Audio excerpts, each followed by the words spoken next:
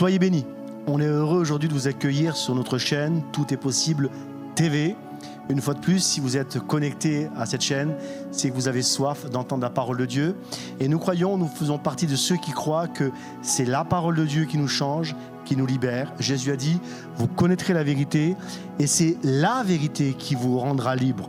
En d'autres mots, c'est lorsque nous connaissons, lorsque nous recevons cette vérité que nous sommes complètement libérés du péché, de la maladie, du diable et de l'enfer. Alléluia. Et si tu es d'accord avec moi, eh bien, je t'invite à dire Amen. Le sujet que j'aimerais aborder avec toi aujourd'hui, c'est la puissance de l'Évangile. Alors surtout, n'arrête pas la vidéo, on va continuer parce que je sais déjà les commentaires. Oh, la puissance de l'Évangile, il va encore nous parler des miracles et des guérisons. On connaît. Oui, parfois on connaît, mais je crois qu'il y a vraiment, pour l'Évangile, dans le corps de Christ aujourd'hui, une idée reçue. C'est que l'Évangile, pour beaucoup, n'est seulement que le moyen d'échapper à l'enfer. Alors, bien sûr que lorsque je reçois l'Évangile, j'échappe à l'enfer. Mais c'est tellement plus. Il y a une dimension dans laquelle Dieu aimerait t'amener de compréhension.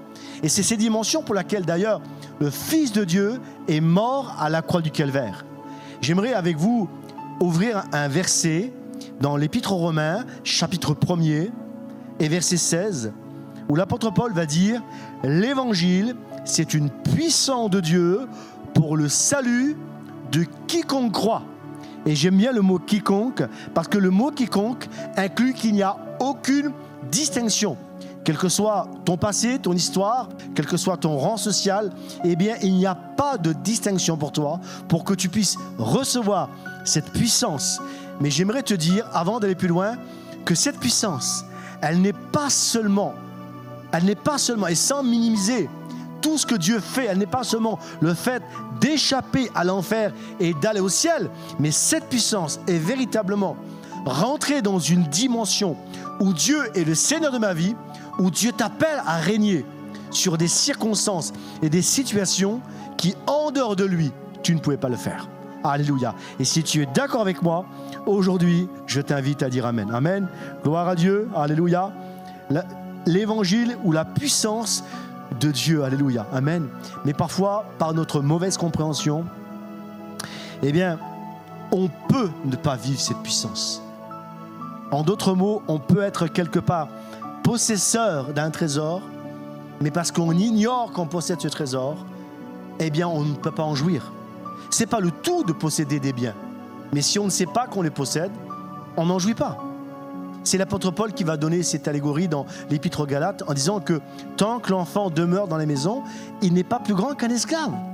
Même s'il est le maître de tout, mais il ne jouit de rien. Et combien de personnes nous avons pu rencontrer dans le corps de Christ, ici, sans porter de jugement sur personne. Mais ici, il s'agit d'un constat.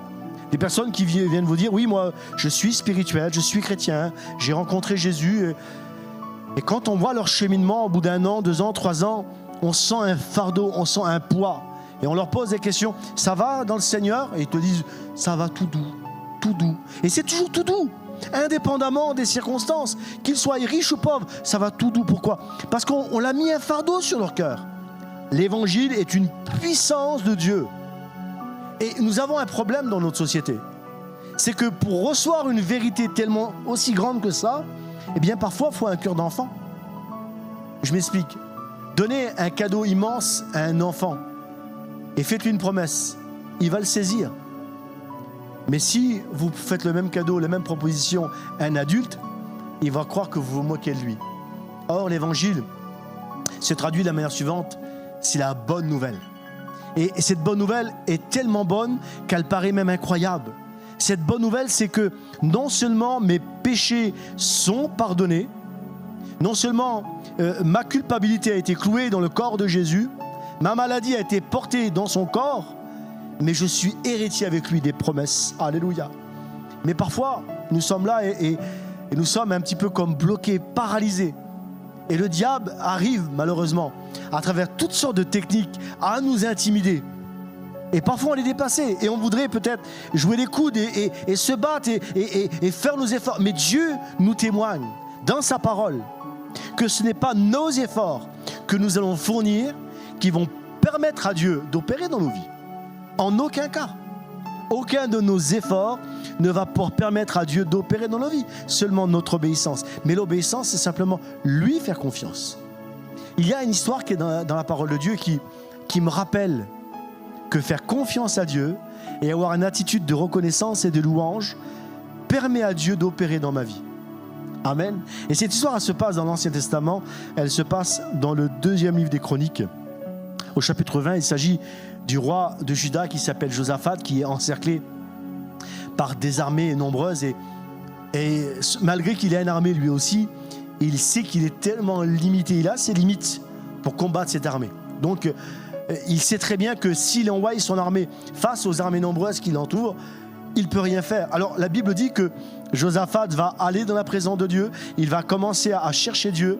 Et Dieu va lui dire, écoute Josaphat, tu vas aller à la guerre contre tes adversaires et tu vas remporter la victoire.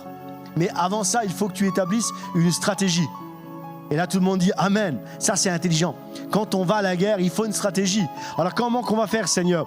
On va mettre les soldats devant avec les lances, les boucliers, et on va avancer, on va contourner l'adversaire par la droite. Enfin, une stratégie. On pourrait penser que Dieu aurait pu dire ça à Josaphat. Sauf que Dieu va dire à Josaphat, écoute, la première chose que tu vas faire, tu vas préparer les soldats, mais devant l'armée, tu vas mettre les musiciens et les chanteurs qui vont commencer à célébrer, qui vont commencer à louer Dieu. Alléluia. Et la Bible dit que Josaphat va s'exécuter. Il va mettre devant l'armée les musiciens. Et la Bible dit que les musiciens et les chanteurs vont avancer sur le champ de bataille en prononçant ces paroles. Louez l'Éternel, car il est bon. Amen. Est-ce que tu crois que Dieu est bon? Est-ce que tu penses vraiment que Dieu est bon? Si tu penses que Dieu est bon, dis Amen là où tu es. Louez l'Éternel, car il est bon. Amen. Et son amour durera toujours. Et là, dans cette histoire, ça nous paraît vraiment de la science-fiction. Parce que l'armée qui est en face d'eux est 3 fois plus nombreuse. Et Dieu, la posture qu'il demande à son peuple, c'est seulement d'avoir une attitude de foi, de reconnaissance et de louange. Louez l'Éternel, car il est bon. Et son amour durera toujours. La première partie, oui, Dieu est bon, ne nous pose pas vraiment de problème à vous et à moi. On n'a pas de problème avec ça, on sait que Dieu est bon. D'ailleurs, on l'appelle le bon Dieu. Ce n'est pas vraiment un problème. Dans notre concept chrétien, croyant, oui, on sait que Dieu est bon, pas de souci. Mais la deuxième parole peut nous poser un problème. Je m'explique. Oui, Dieu est bon et son amour durera toujours. Ça peut nous poser un problème. Pourquoi? Parce que même s'il est bon, moi, je ne suis pas toujours fidèle. Même si lui, il demeure toujours bon, moi, je ne suis pas toujours intègre. Même s'il est bon, moi, je ne suis pas toujours au niveau comme lui voudrait. Alors, je ne suis pas certain, au fond de moi, que son amour va durer toujours pour moi. J'aimerais t'annoncer ici que l'amour que Dieu a pour toi ne dépend pas de tes œuvres. Ne dépend pas de tes compétences et de tes qualités. Son amour durera toujours. Et je vous parle ici d'une histoire qui se trouve dans l'Ancien Testament. C'est-à-dire avant que Jésus vienne sur la terre manifester la grâce. Et la Bible dit, pour faire simple dans cette histoire, c'est que les musiciens vont chanter, vont commencer à louer. Et parce qu'ils vont louer Dieu, la Bible dit que Dieu va descendre et va combattre l'armée ennemie. Et vous savez quoi? L'armée ennemie va être terrassée. Pourquoi? Parce que des hommes, des femmes se sont tenus dans la présence de Dieu et ont seulement élevé Dieu. Alléluia. Et ça s'appelle la grâce. Ça s'appelle la grâce. Et l'évangile dans nos vies agit de la même manière. Lorsque je comprends, lorsque je sais simplement, c'est quoi l'évangile dans ma vie? Je suis au bénéfice de quelque chose de tellement plus grand que les mensonges religieux ont pu poser sur mon existence. Lorsque je comprends l'évangile, lorsque je comprends la grâce de Dieu, il y a des défis qui se dressent devant moi. Et il y en a.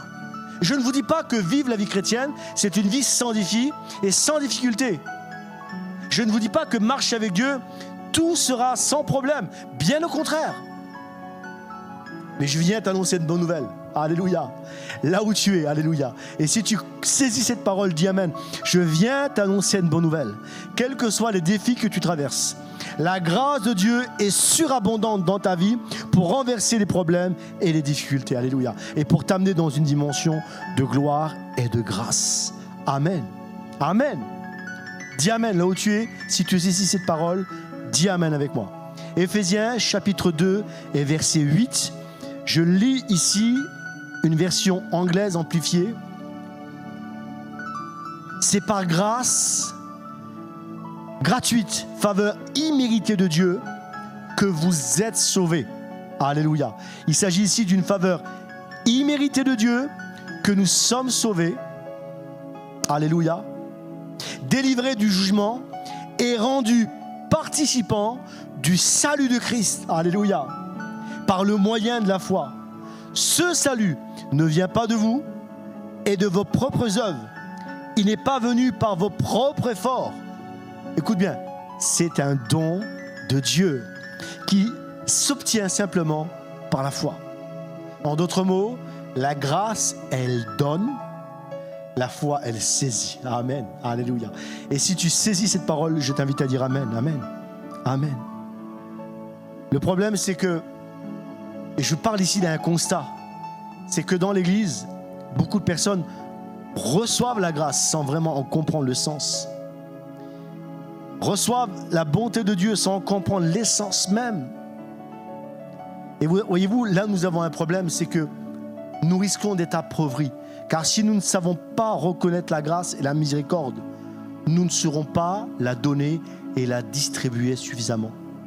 Et c'est un danger sur lequel l'ennemi de notre âme travaille sur ta vie. La Bible dit que mon peuple périt parce qu'il lui manque de la connaissance. Dieu n'est pas en train de dire que le peuple périt parce qu'il ne connaît rien. Il est en train de dire que ce qui va amener le peuple à périr, c'est une connaissance imparfaite. Lorsque je ne connais pas la grâce et la miséricorde de Dieu, je deviens un mauvais précepteur de cette grâce. Je deviens quelqu'un qui va la distribuer de manière petite et limitée.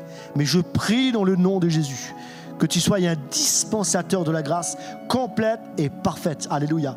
Que cette grâce, elle change, elle transforme ta vie. Amen. Et qu'elle t'amène, alléluia, à changer la vie de ceux et de celles qui t'écoutent. Amen. Amen. Alléluia. Amen. Béni soit Dieu. Amen. Ce qui nous change, c'est l'amour. Ce qui change les gens, c'est l'amour. Alléluia. Lorsque je comprends la grâce, lorsque je comprends l'amour, lorsque je comprends la miséricorde de Dieu, je suis changé, je suis transformé. Amen. J'aimerais illustrer avec vous ce que je suis en train de dire sur la grâce de Dieu à travers une histoire dans la Bible, dans l'Ancien Testament. J'aimerais vous illustrer cette histoire parce qu'elle est vraiment une illustration parfaite de la grâce de Dieu, de l'intention de Dieu pour chacun des hommes et des femmes qui écoutent et qui reçoivent sa parole. Cette histoire se trouve dans le 2e livre de Samuel, chapitre 9. Et je vous invite à faire la lecture chez vous, si vous avez une Bible, au chapitre 9, 2 Samuel 9, versets 1er à 13. Il y a l'histoire de David. David qui devient roi sur tout Israël. Son règne est affermi, ses ennemis sont vaincus, il n'y a plus d'adversaire réel. Et David se rappelle d'une alliance qu'il avait faite avec son ami Jonathan. Et David va dire à ceux qui sont dans son palais, y a-t-il encore quelqu'un ici de la maison de Jonathan, de Saül, pour que je lui fasse du bien? Selon l'histoire et selon la tradition, généralement lorsqu'un roi prenait possession de son trône, eh bien, non seulement il se débarrassait de l'ancien roi, mais il était de coutume de se débarrasser de la descendance également du roi. Or, David fait le contraire. David appelle et dit, est-ce qu'il y a encore quelqu'un de la descendance du roi qui était avant moi pour que je lui fasse du bien? Parce qu'en fait, David souhaitait faire du bien. Et la Bible dit qu'il y a là, ici, quelqu'un qui va dire, oui, écoute David, il y a encore quelqu'un. Il y a encore quelqu'un de la maison de Jonathan qui s'appelle Méphibosheth. Il est dans une petite ville qui s'appelle Lodébar. Et quelque part, cet homme Méphibosheth, la Bible ne dit pas de manière explicite, mais il se cache de David. Mais David souhaitait faire du bien à cet homme Méphibosheth, qui était fils de Jonathan. Et la personne qui rapporte ces paroles à David va dire, en plus, tu sais, non seulement il est à Lodébar, et on va voir ensemble qu'est-ce que ça veut dire, mais en plus, tu sais, David, cet homme, il est handicapé des 2 pieds, donc c'est pas quelqu'un de très important. Et voyez-vous, il y aura toujours quelqu'un, toujours un leader qui n'a pas compris, malgré sa position qu'il a, qui n'a pas compris la miséricorde et l'intention de Dieu. Oui, il y a bien quelqu'un à qui David peut faire du bien, mais il habite vraiment dans un village paumé qui s'appelle Lo-Débar. D'ailleurs, le Débar, c'est synonyme de misérable, de pauvreté. Et Méphibosheth était handicapé des deux pieds. En d'autres mots, il ne pouvait pratiquement pas se déplacer seul. Il était handicapé. Et la Bible dit que David va dire « Faites-le venir ». Et quand David va faire venir Méphibosheth, on peut imaginer cet homme, Méphibosheth, fils de Jonathan, venir dans le palais de David, s'attendant à probablement recevoir même un jugement de la part de David. Mais il ne peut pas s'enfuir, parce qu'il est handicapé. Je suis persuadé que si Méphibosheth a eu la santé dans ses deux jambes, alors qu'il était convoqué par David, il serait enfui. Mais il ne s'est pas enfui parce qu'il ne pouvait pas le faire. Alors il est là dans le palais de David et la première chose que David dit à Méphibosheth, c'est « ne crains rien ». Alléluia. David commence à le rassurer. Arrête d'avoir peur. Et ici, je retrouve ici, à travers cette image, l'histoire de tellement d'hommes, de tellement de femmes qui vivent loin de Dieu et qui ont une compréhension de Dieu tellement mensongère. La tradition, la religion, certains leaders religieux nous ont présenté ce roi, ce Dieu d'amour comme étant un Dieu cruel qui venait nous appeler devant son trône pour nous juger, pour nous condamner, pour nous donner ce que nos péchés méritaient. Combien, par leur message et leur prédication, ont défiguré l'Évangile, ont défiguré cette puissance de l'Évangile, l'appauvrissant tellement par des mensonges. J'imagine tellement Méphibosheth ici terrorisé à cause de ce qu'on lui a dit. On lui avait dit, David t'a convoqué, mais tu sais, hein, gare à toi, gare à toi. Mais la première chose que dit David, c'est arrête d'avoir peur. Cesse d'avoir peur. Et j'aimerais m'adresser à quelqu'un aujourd'hui. Arrête d'avoir peur. Arrête d'avoir peur de Dieu. L'évangile, ce n'est pas avoir peur de Dieu, c'est comprendre son amour. Il t'aime tellement qu'il t'appelle dans sa présence. Alors que comme Méphibosheth, tu es comme handicapé spirituellement, comme prisonnier d'une situation que tu ne peux pas changer. Arrête d'avoir peur. Arrête d'avoir peur de ton passé. Méphibosheth avait peur de son passé, de ce que ses parents avaient fait, de ses échecs, de cet héritage tellement lourd. Arrête d'avoir peur. Cesse. David va dire, écoute Méphibosheth, je vais te redonner tout ce qui était à ta famille. Absolument toutes les richesses. Et c'est ça aussi la grâce de Dieu. Dieu restitue ce que le diable nous a volé. Mais Méphibosheth va dire, mais j'ai rien, je peux rien faire. Ça s'appelle la grâce. Tu vas même pas travailler. Quelqu'un d'autre va travailler pour toi, va dire David. Et va te donner de quoi subvenir aux besoins de toute ta maison. Toi, tu n'auras rien à faire. Méphibosheth va dire quelque chose à David qui ne me surprend pas, mais qui pourtant est surprenant dans le contexte, mais qui démontre bien l'état d'esprit que certains peuvent avoir lorsque la grâce de Dieu les appelle. 2 Samuel chapitre 9 et verset 8, Méphibosheth se prosterna et dit que qui est ton serviteur pour que tu regardes comme un chien mort? Méphibosheth est en train de dire à David, mais moi je ne suis qu'un chien, je mérite rien. Tu sais quoi? Non, il ne mérite rien. Et tu sais quoi, toi non plus? Mais le roi ne te voit pas comme un chien mort. L'un des problèmes que nous avons, l'un des problèmes dans l'Église, c'est que le diable a tellement donné une image tordue de nous. Des leaders religieux, et ici dans le contexte, c'est ce qu'on avait dit sur Méphibosheth. Tu n'es qu'un chien mort. Tu vas te présenter devant le roi, mais de toute façon tu ne vaux rien. Ne t'attends pas à plus. S'il épargne ta vie, c'est déjà bien. Mais Dieu souhaite aujourd'hui plus qu'épargner ta vie. Il souhaite te donner la vie. Alléluia. Arrête de tout sous-estimer. Arrête de penser que Dieu pense comme toi. Méphibosheth pensait que David pensait comme lui. Et bien souvent, le vrai problème que nous retrouvons même dans l'Église, parmi des croyants, parmi des hommes et des femmes nés de nouveau, c'est qu'on a défiguré l'Évangile en eux. L'Évangile est devenu tellement lourd qu'ils se voient comme un chien mort. Le mensonge qui a été semé en eux les paralyse tellement que ça les empêche même de voir et de comprendre tout ce que Dieu a pour eux. Il y a quelque chose d'assez particulier dans cette histoire, c'est que quand je lis tout le contexte, à aucun moment, Méphibosheth avait cherché à rencontrer David. Jamais dans toute l'histoire. Méphibosheth n'a fait aucune démarche pour venir dans le palais du roi. On voit que c'est David, le roi, l'instigateur de cette recherche. C'est David qui va envoyer des messagers. C'est David qui va envoyer des personnes pour le chercher, pour le ramener. Méphibosheth n'a rien fait. Il ne cherchait même pas le roi. Tout ce qui se passe dans ta vie, Dieu en est l'instigateur. C'est Dieu qui te cherche, c'est Dieu qui t'appelle, c'est Dieu qui t'amène dans sa présence, c'est Dieu qui te dépose, alléluia, dans sa présence. C'est Dieu qui a fait la démarche, il y a 2000 ans, de venir sur la terre, dans le corps de Jésus, de mourir à la croix du calvaire, de donner son corps, qu'il soit complètement meurtri par les coups, par les clous, par cette couronne d'épines, sur cette croix infâme. C'est Dieu qui est l'instigateur, l'auteur du salut. Tu n'as rien fait. Mais même si tu n'as rien fait, David va dire encore maintenant à Méphibosheth, c'est pas tout. Rappelez-vous, l'évangile, c'est la puissance de Dieu pour le salut de quiconque croit. Et je t'annonce aujourd'hui que si tu crois, cet évangile, elle change ta vie. David va dire à Méphibosheth, écoute, c'est pas tout. C'est pas tout.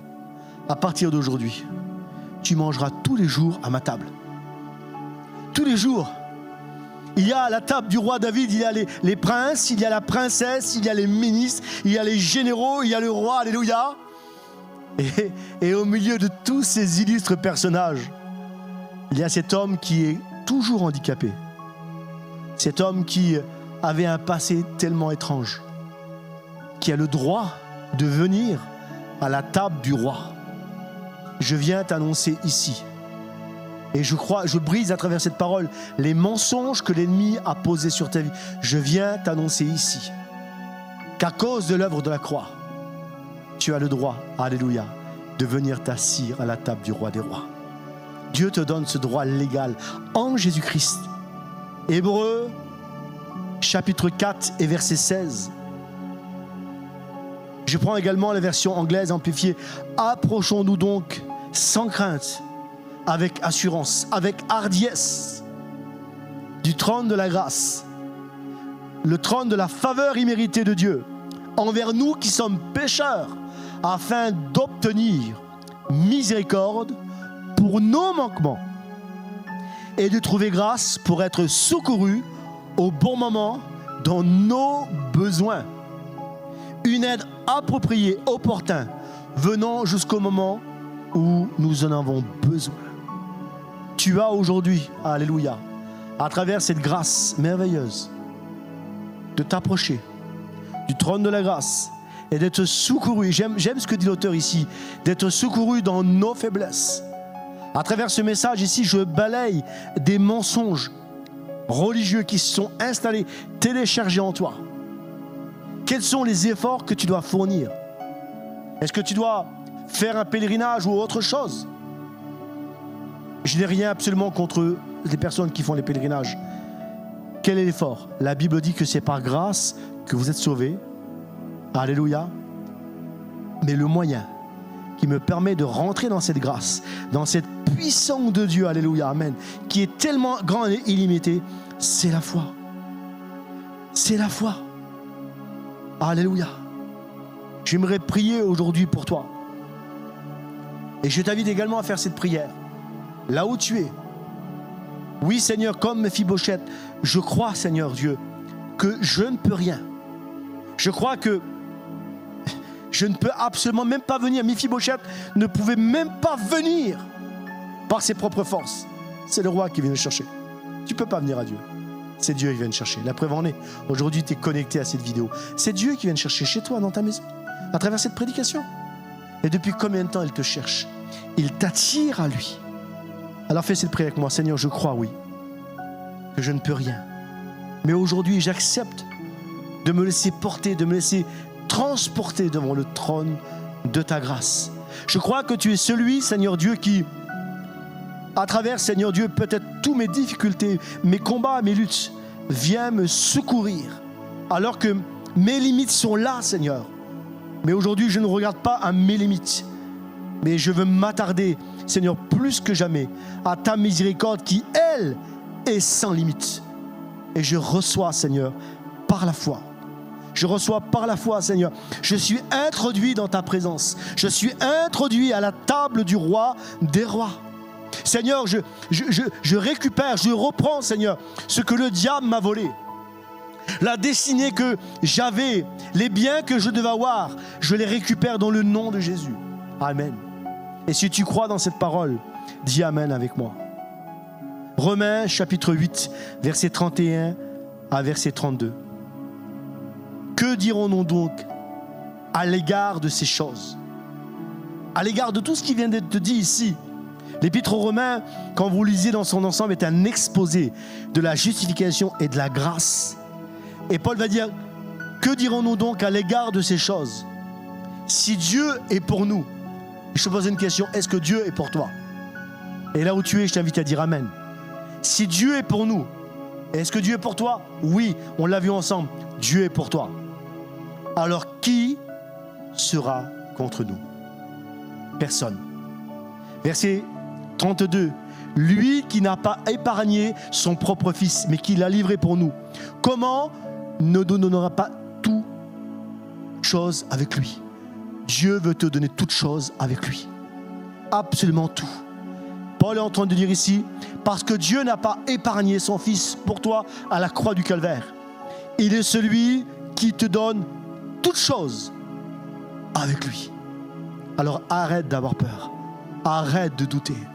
Reçois cette parole là où tu es. Dis Amen, un simple Amen. Dis Seigneur, je reçois cette parole qui me change, qui me transforme. Je crois dans cette grâce, Seigneur, qui est la puissance de l'évangile. Une puissance illimitée. Alléluia. Pour mon salut. Je reçois cette parole. Seigneur, je prie maintenant, Seigneur, pour les hommes et les femmes qui écoutent cette parole. Maintenant, dans le nom de Jésus, je prie que la grâce de Dieu soit déployée sur leur vie, Seigneur, maintenant, à l'écoute de cette parole, qu'ils soient complètement changés et transformés par ta parole dans le nom de Jésus. Afin que la grâce de Dieu surabonde dans leur vie, Seigneur. Afin que les écailles de leurs yeux tombent, que les ténèbres, Seigneur, soient balayées, que la gloire de Dieu soit déployée, Seigneur, parce qu'ils ont également un accès à ta présence en Jésus-Christ. Père, merci. Merci pour ta grâce. Merci pour cette grâce infinie, cette grâce inconditionnelle. Dans le nom de Jésus, j'ai prié. À Dieu soit le règne et la gloire. Amen. Si tu as reçu cette parole, n'hésite pas à dire Amen. N'hésite pas à même l'écrire en commentaire. Sois béni et je vous dis à bientôt.